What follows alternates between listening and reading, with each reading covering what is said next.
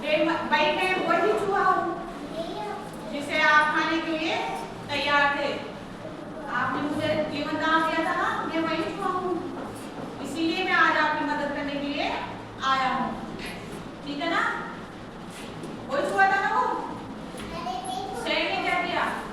उसको धन्यवाद बोला और वो चला गया। ठीक है? इससे क्या सीख मिलती है हमें?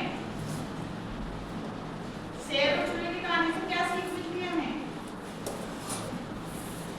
कि हमें कभी भी